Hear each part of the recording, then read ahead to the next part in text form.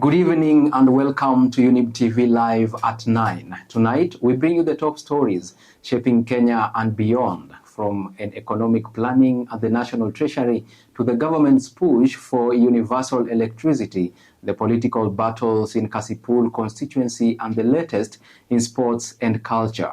But before then, let's get started with the day's top stories.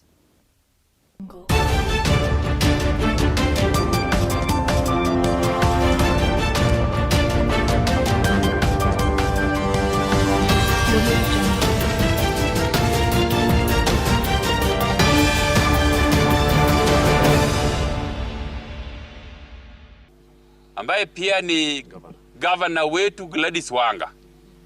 Hakuna hata siku moja amekuja hapa Kasipul eti ana kampenia mwingine. Wale wote ambao wamesimama, kila mtu aendelee na kampeni yake. Kama bado tunasubiri chenye itatokea kule Orange House. Allegations that the party ticket is already issued to a preferred candidate is neither here nor there.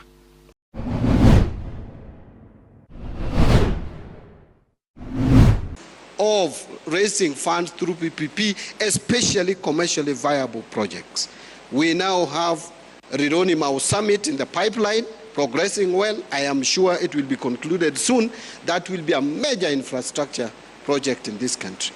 The other one that I would mention, and my PS visited it recently, that is Galana Kulalu, is in progress under PPP.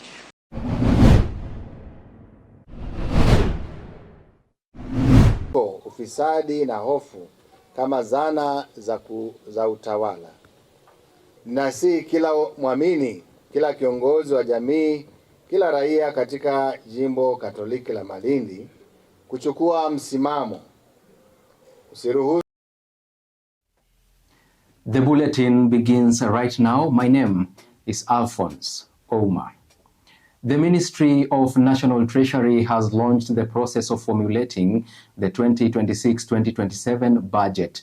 Launching the event at the KICC here in Nairobi, Finance Cabinet Secretary John Mbadi outlined the steps the government has taken to improve the national economy and the strategies in place to continue those efforts.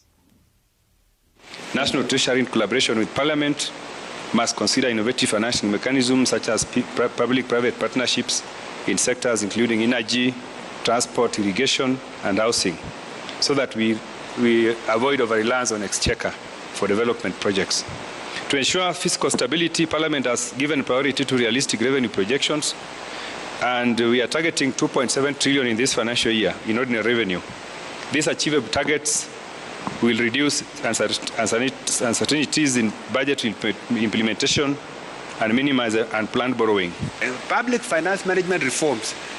We have moved now to accrual accounting basis from cash basis. From this financial year onwards, we have continued to implement zero-based budget. We have also gone to single treasury account so that we improve our cash management. And we have optimized our asset utilization through a module called Assets and Inventory Management. I want MDS to embrace PPP. Before you ask us for extra budgetary allocation, exhaust the possibilities of raising funds through PPP, especially commercially viable projects. We now have Younib summit in the pipeline, progressing well. I am sure it will be concluded soon. That will be a major infrastructure project in this country. The other one that I would mention, and my PS visited it recently, that is Galana Kulalu, is in progress under PPP. We have a number under the energy sector, and I want to encourage all MDAs, including even county governments, come up with projects that can be funded through PPP.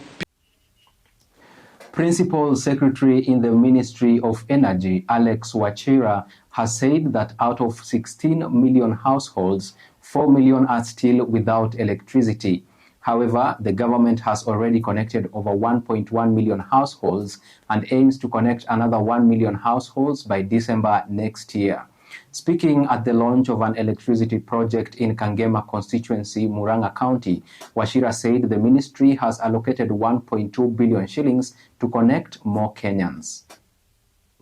amejitahidi na ametueleza ya kwamba ile Vision 2030 ambayo tunatarajia kusaidia Wakenya wote wapate stima by 2030 tuko kwa hiyo mradi.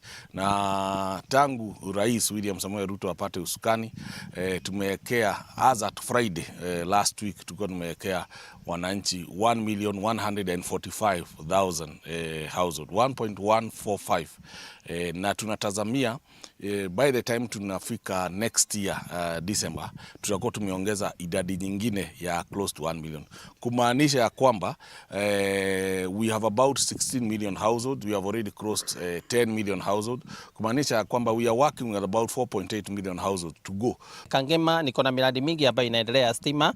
Niko na miradi zaidi ya hapo 15-20 na kuna program ya AFD ambayo tunaenda kuanza hapa Kafiroine saa hii pamoja na PS ambaye niko na program na kuna projects kama 6 ziko ada I think I have around 6 projects ambazo ziko ada AFD na kuna ingine already ambayo inakuja. Tulikuwa tunapitia mambo mingi baya, kukua saa ingine hakutuna mafuta ya taa, tungangana watoto wakisoma, saa ingine hatuna hata nini kwa kijiji hakuna nini yani security iko baya juu.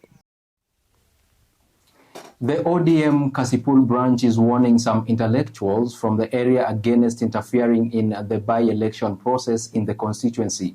The intellectuals had a few days ago accused them of plotting to nominate a candidate without involving members. The Kasipul by-election will be held in November this year following the death of Charles Ongondo Were. ODM has got structures, and we have to follow the structure clearly. Number 2, anybody who is ambaye anataki chairperson ya ODM ambaye ni Gladys Wanga, Homa Bay, national chair ambaye pia ni governor wetu Gladys Wanga. Hakuna hata siku moja amekuja hapa Kasipul eti ana kampenia mwingine. Wale wote ambao wamesimama, kila mtu aendelee na kampeni yake, kama bado tunasubiri chenye itatokea kule Orange House. Allegations that the party ticket is already issued to a preferred candidate is neither here nor there. The party organs have the constitutional mandate to pick a candidate by 1, nomination, 2, issuance of direct ticket, 3, consensus, then 4, through delegate system. There is already a force trying to enforce a candidate on them. Yes. And this is exactly what they don't want. Yes. Yes. We don't want. They are appealing to the apex of ODM. Correct. To ensure that we have a free and fair nomination, so that the electorate gets the best candidate out of it. Yes. Yes. And what is disappointing is that the chair of the party has already taken a position on this issue. I think whoever is perceived as a candidate identified by the party is just an individual interest by a local politician within Ouma Bay County. That's definitely going to hit a dead end, because whoever is bringing this candidate has no the person imposing the candidate has no ground in the first place. She has no political moral authority to give the Kasipul constituents a direction to take on whom to be their flag bearer as far as ODM political party is concerned. Police officers in Kikuyu have launched an investigation into the death of a man whose body was found along the Nairobi-Nakuru highway in Muthiga area. According to eyewitnesses, the deceased's body was found outside his car with suspected stab wounds. The head of Kikuyu County Criminal Investigation Department, Omondi Ogola, says an investigation has been launched into the murder. The man's body was taken to the PCEA hospital morgue in Kikuyu.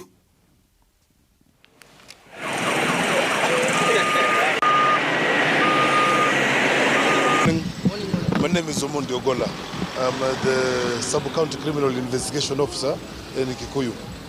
Today morning at around 07:30 hours, we received communication from the area assistant chief called that there was a person who was lying here, and it looked like the person had been murdered. The police officers from Kino and the DCI Kiambu rushed to the scene. We have processed the scene, and we have taken up the investigation.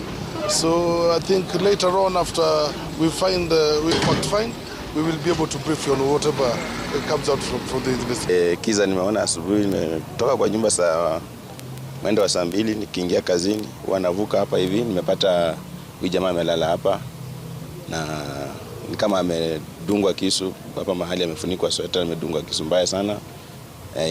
Hiyo ndio inaonekana imemmaliza, na kama kuna furuku imefanyika hapa, kuna damu karibu kila mahali, imetapakaa kila mahali. Ni kama walingangana, wajaribu kungangana na wale wa jamaa ndio akakumbana na kifo yake. Now, with that story from Kikuyu, let's take a quick break right here on Younib TV Live at 9. See you on the other side of this broadcast with more stories.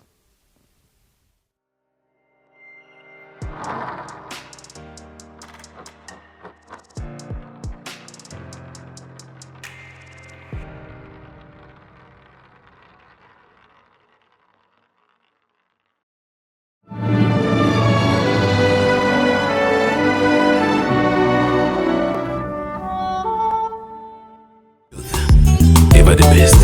Hallelujah.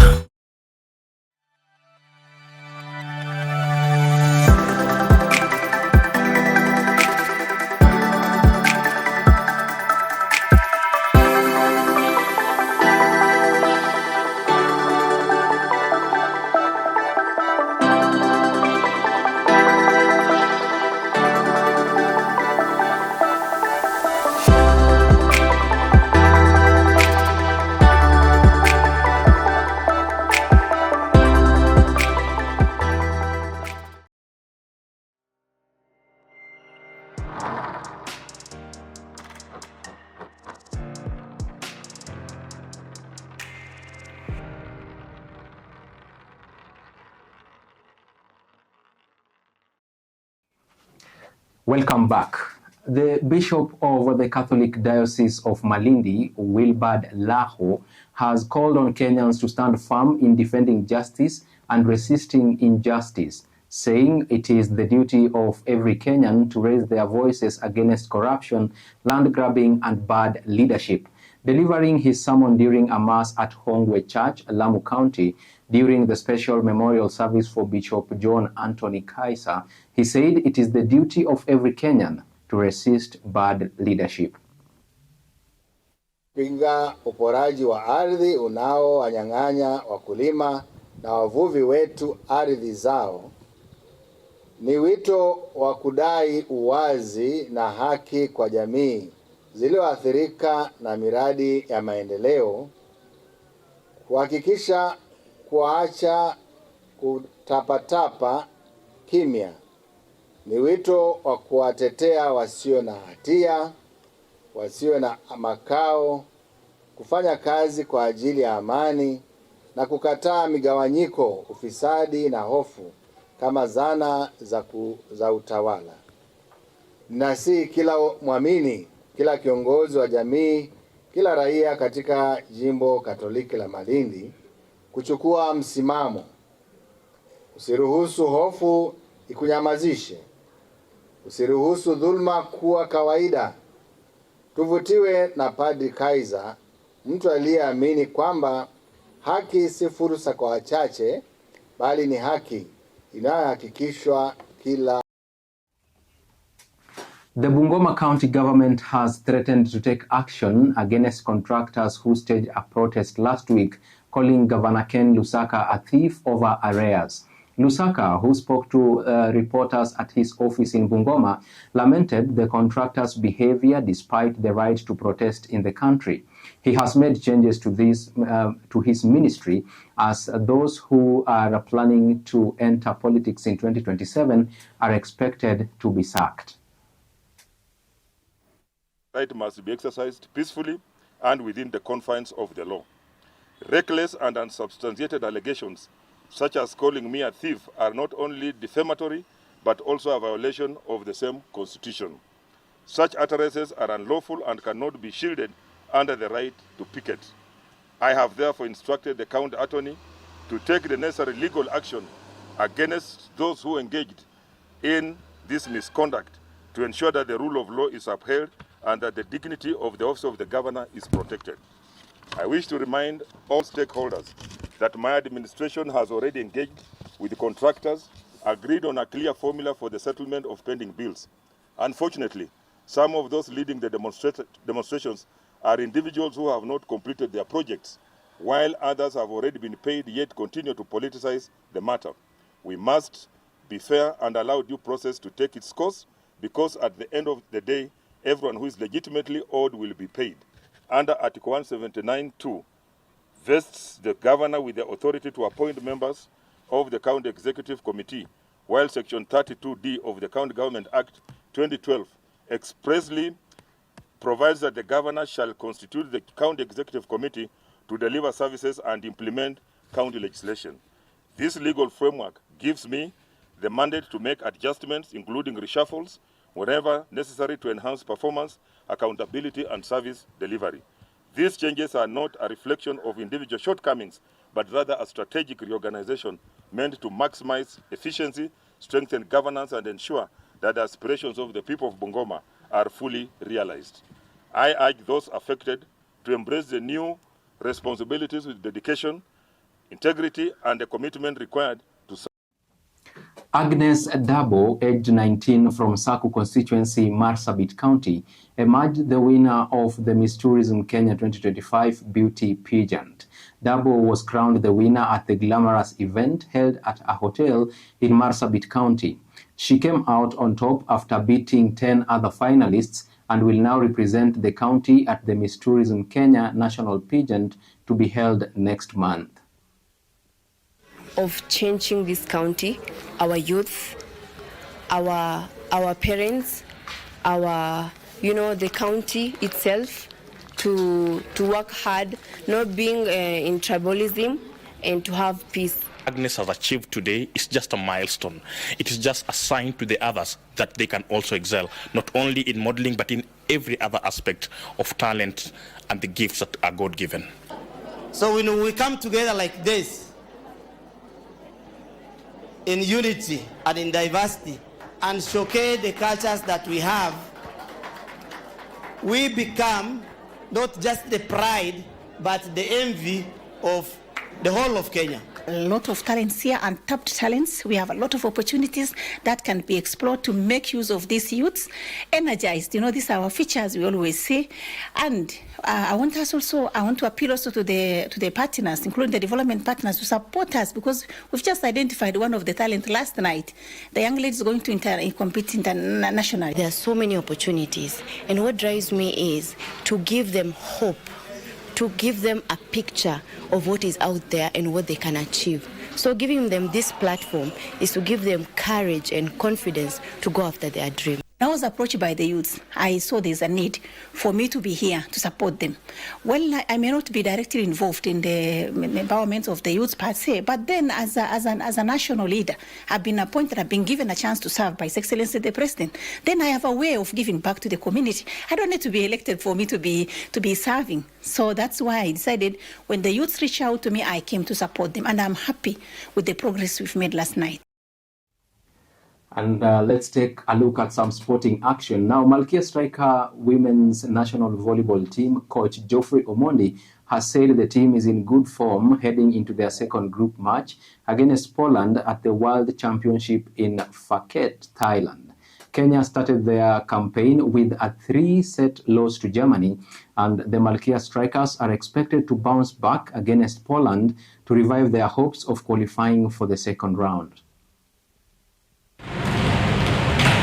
And Poland, of course, is a good team. So for us, we're just going to work on the small mistakes that we did towards the German team so that maybe we'll be able to deliver a different kind of result, which will be impressive, of course. We only need to work on the finishing. That's what has let us down in the previous match. We still want to push point by point. We are not going to give Poland an easy time. And if they are not careful, tutapita na wao. I like to be here at the World Championship. I like to meet Kenya because all the time that I played versus Kenya, I enjoyed the games, the spirit that they bring to the court, and it's, let's say, evident that Kenya is developing.